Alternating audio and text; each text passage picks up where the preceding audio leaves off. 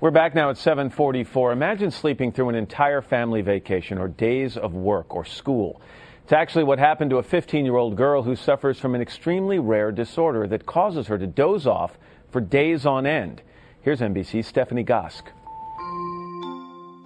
Teenagers need a lot of sleep, but for 15-year-old Louisa Ball, sleeping has become a curse. What has been the longest period of time that you've been asleep? 13 days.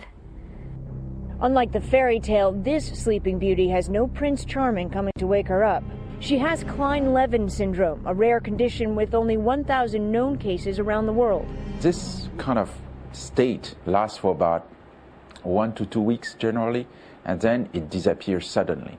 So people feel this is over, but unfortunately it comes back, and in a very unpredictable way. Louisa's sleeping episode started just over a year ago. We couldn't wake her up, and it was just really constant. Louisa, will you get up, please? Have something to eat.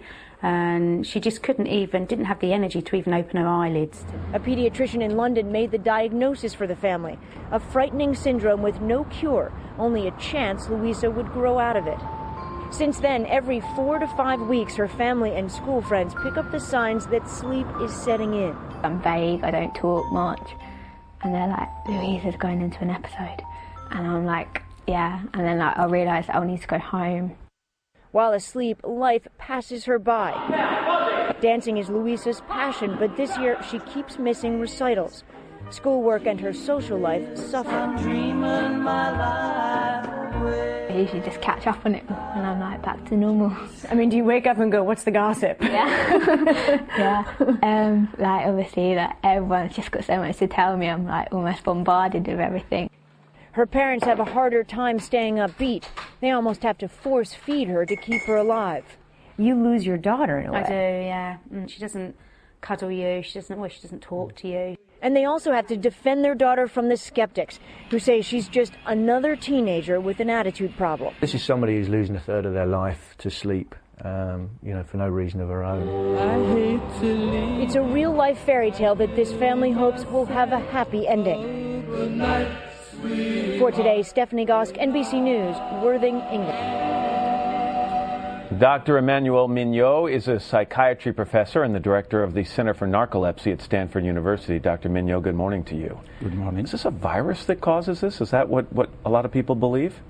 We're not so sure. However, we think that some people are genetically predisposed to having an infection that then doesn't clear up and seems to relapse regularly, and that gives the symptoms of sleeping all the time for 10 days at a time. So if it lasts 10 days at a time and then the person wakes up and can function at some normal level, generally speaking, what's the time between episodes? That's a big problem. We never know. Sometimes it can be 2 weeks, sometimes it can be months. Occasionally people say, that's it, I've grown out of it because I haven't had an episode for a year, and then it restarts. And even during the episodes, they do wake up for short periods of time. And what are they like during those periods of times? How do they behave? Mm-hmm. That's the important thing. They are not normal. They are in a kind of a dreamlike state. They hear sounds, they're muffled. They don't feel normal. Confused, Exactly. Irritable, slow thinking. Yeah. And it is that dreamlike state. Exactly. And then they dip back into sleep until the end of that 10 or 12-day period. Yes. What's amazing to me here is that most people do grow out of this. It lasts for about 8 or 12 years, and then they grow out. What is that, the end of the term where the virus can impact you? Does the brain accommodate it? What happens? We don't know. That's why we have to do a lot more research in this relatively rare disease. There are only probably a few thousand people with a disorder. They're often not diagnosed, and there is very little research being done. But I believe that probably the infectious process gets, less active with time, and you outgrow it. And real quickly, the major difference between this and narcolepsy, which more people have heard of, would be what?